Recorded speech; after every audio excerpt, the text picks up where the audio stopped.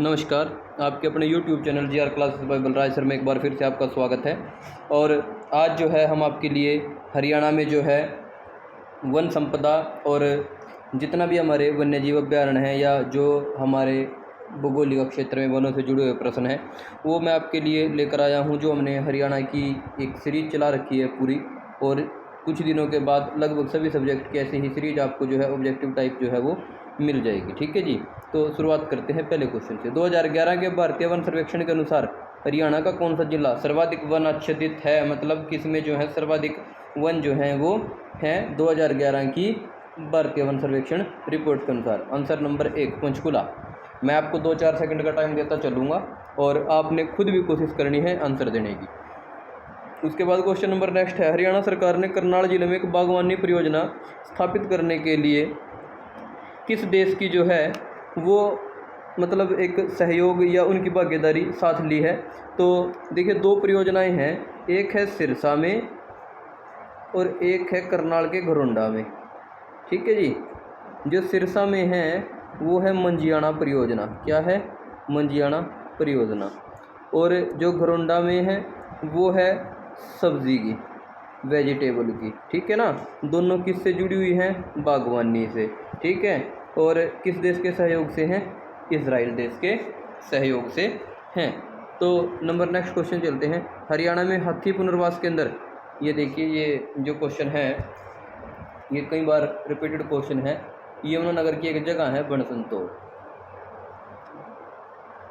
हरियाणा की जो चिरापूंजी है छछरौली उसके क्षेत्र में पड़ती है एक जगह बनसंतोर। तो यहाँ पर जो है यमुनानगर में हाथी पुनर्वास केंद्र स्थापित है। उसके बाद बसई आर्द्र भूमि हरियाणा के किस जिले में है? Most important question. देखिए अब बात आती है बसई आर्द्र भूमि। अगर तो उसने बसई खुद दे दिया तो आंसर आएगा गुरुग्राम। अगर उसने पूछ लिया कि आर्द्र स्थान कौन सा है, आर्द्र जो है वो स्थान या आर्द्रता वाला स्थान, तो आंसर आएगा भिंडावास। आंसर क्या आएगा? भिंडावास। अगर उसने पूछ लिया आर्द्रता वाला जिला तो आंसर आएगा पंचकुला। आंसर क्या आएगा फिर? पंचकुला। ये भी आपने याद रखना है। ठीक है जी। उसके बाद किस वर्ष में हरियाणा के सुल्तानपुर राष्ट्रीय उद्यान को राष्ट्रीय उद्यान का दर्जा मिला था? मोस्ट इम्पोर्टेंट क्वेश्चन है भाई ये। ठीक है। क्योंकि ये पहले वन्यजीव था। क्या था? वन्यजीव। फिर क्या बना? जलीय जीव। और उसके बाद क्या बना? राष्ट्रीय उद्यान। क्या बना? राष्ट्रीय उद्यान। ठीक है। 1971 में बना वन्यजीव, 1972 में बना जलीय जीव, 1991-92 में बना राष्ट्रीय उद्यान। तो इस हिसाब से आंसर क्या आ जाएगा? 1991। उसके बाद अगले क्वेश्चन की तरफ चलते हैं। हरियाणा के किस जिले में कलेसर वन्यजीव अभ्यारण्य स्थापित है? बहुत आसान सा क्वेश्चन है लेकिन मोस्ट इंपॉर्टेंट क्वेश्चन है। कौन सा है जी? यमुनानगर जिला है जहाँ पर कलेसर वन्यजीव अभ्यारण्य भी है और कलेसर राष्ट्रीय उद्यान भी है। दोनों बातें आपने याद रखनी है। यहीं से जो है यमुना नदी की एंट्री होती है। कौन सी नदी की एंट्री होती है? यहाँ से यमुना नदी की। कहाँ एंट्री होती है? हरियाणा। उसके बाद अगले क्वेश्चन की तरफ चलते हैं। HFDC जो हरियाणा फॉरेस्ट डेवलपमेंट कॉरपोरेशन है, हरियाणा वन विकास निगम लिमिटेड है, उसकी स्थापना कब हुई थी? क्वेश्चन है ये। तो देखिए 1989 तो सभी को याद है, लेकिन अगर महीने की बात करें तो दिसंबर। महीना कौन सा आ जाएगा? दिसंबर। वर्तमान में हरियाणा में कितने वन्यजीव अभ्यारण्य हैं? पूछा गया क्वेश्चन है भाई। एक तो पूछता है झीलें कितनी मानी है। अब झीलें हमने दुनिया भर की पढ़ रखी है हरियाणा में, लेकिन झीलें हैं 5। अब ऐसे ही वन्यजीव अभ्यारण्य पूछेगा, वन्यजीव अभ्यारण्य है 8 याद रखने हैं आपने। ठीक है जी। वन्यजीव अभ्यारण्यों में सबसे बड़ा जो वन्यजीव अभ्यारण्य है अबूब शहर सिरसा है। सबसे बड़ा जो वन्यजीव अभ्यारण्य है वही अबूब शहर सिरसा है। उसके बाद जो सबसे छोटा है वो छिलछिला है। सबसे छोटा कौन सा है? छिलछिला है। 1986 में इसकी स्थापना हुई थी। अबूब शहर के बाद दूसरा जो है वो आपका कलेसर वन्यजीव अभ्यारण्य है, जो अगर एरिया देखें बुक्स में या डाटा देखें तो 11,570 में है और 11,530 में है एकड़ में अबूब शहर। लेकिन HSSC ने किसको बड़ा माना है? अबूब शहर को। तो आंसर क्या आना चाहिए? अबूब शहर। उसके बाद नेक्स्ट क्वेश्चन है, इनके अपने बरस के अनुसार हरियाणा में प्राचीनतम वन्यजीव अभ्यारण्य कौन सा है? ये देखिए सेम क्वेश्चन आ गया। भिंडावास, खप्पड़वास। अब यहाँ ना कलेसर वो आया, सॉरी, जो आपका अबूब शहर है। ठीक है। अगर हम बात करें इनमें भाई भिंडावास, इसमें आंसर आना चाहिए भिंडावास, क्योंकि कलेसर 2000 में है, खोल ही रहतान जो है 1987 में है, खप्पड़वास 86 में है, भिंडावास आंसर क्या आना चाहिए भिंडावास। अगर इन चारों की बात करें तो इन सभी में जो है भिंडावास जो है वो आंसर आ जाएगा। वर्तमान में हरियाणा में कुल कितने संरक्षण क्षेत्र हैं? संरक्षण क्षेत्र केवल 2 हैं जो वन्यजीव अभयारण्य सुरक्षित है। देखिए एक है सरस्वती, एक कौन सा है सरस्वती, जो कहाँ है कैथल में। कहाँ है कैथल में। सरस्वती कहाँ है कैथल में है, ठीक है ना। और एक है वीरबारा, वीरबारा या वीरबारा जो भी है, ये कहाँ है जींद में। अब दोनों क्या हैं 2010 में जो है 11/7/2010 को इनको सुरक्षित किया गया था, याद रखना है। 2010 नहीं भाई 2007 में इनको कब किया गया था 2007 में दोनों को सुरक्षित किया गया था। अगला क्वेश्चन जो है हरियाणा में डैश में मोर और चिंकारा प्रजनन केंद्र है। देखिए अगर तो आ गया चिंकारा, अगर तो आ गया चिंकारा तो इसका आंसर क्या है जी चिंकारा का तो है झबुआ रेवाड़ी। चिंकारा के साथ मयूर आ गया, अगर मयूर व चिंकार आ गया तो झबुआ रेवाड़ी आएगा। अगर ओनली चिंकार आ गया तो फिर कैरू भिवानी आएगा, फिर कैरू भिवानी आएगा। तो इस हिसाब से आंसर क्या हो जाएगा झबुआ रेवाड़ी, झबुआ रेवाड़ी ये आंसर हो जाएगा। उसके बाद सरस्वती सुरक्षित अभ्यारण्य वन्यजीव अभ्यारण्य जो है अभी मैंने आपको बताया है कि सरस्वती कहाँ है भाई कैथल में है। सरस्वती कहाँ है कैथल में है। 11/10/2007 को इसको जो है सुरक्षित किया गया था। इसी को सोनार जंगल भी कहते हैं। ये जो है कुरुक्षेत्र के एरिया से जो है वो बना है, इसलिए इसको सोनार जंगल भी कहा जाता है। अगला क्वेश्चन जो है वो भी मोस्ट इम्पोर्टेंट रहने वाला है क्वेश्चन आपके लिए। क्वेश्चन नंबर नेक्स्ट ये है का हरियाणा में खोल ही रहतान वन्यजीव अभ्यारण्य की स्थापना। ये देखिए क्वेश्चन अभी आया था खोल ही रहतान। अब अगर इसकी हम बात करें खोल ही रहतान की तो खोल ही रहतान ना तो 2006 में है, ना 2 में है, ना 2000, इनमें से कोई नहीं आएगा भाई इसका आंसर। खोल ही रहतान जो है लगभग 1982 या 1986 में इसका आंसर होना चाहिए, ठीक है। खोल ही रहतान, ये खोल ही रहतान जो है 1982 में भी इसका आंसर आना चाहिए। एक बार ये क्वेश्चन आप चेक करके कमेंट बॉक्स में ज़रूर डाल लें, थोड़ा सा मैं इसमें डाउट में हूँ। ये आप अगर चेक करते हो, नहीं तो फिर मैं पिन कर दूंगा इसका आंसर कमेंट बॉक्स में।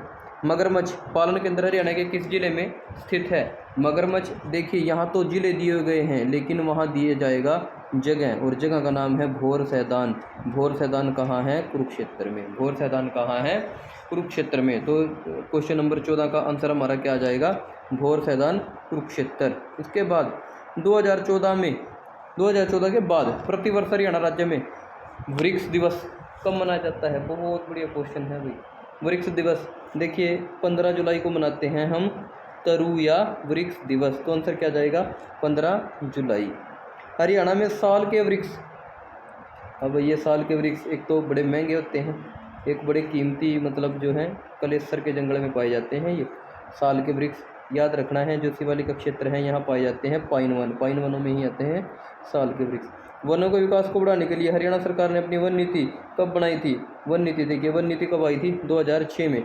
एक नीति आई थी, स्कीम आई थी 1989 में, ग्रीनिंग ऑफ हरियाणा। बहुत इंपॉर्टेंट है, 2 बार पेपर में पूछी जा चुकी है ग्रीनिंग ऑफ हरियाणा, ठीक है।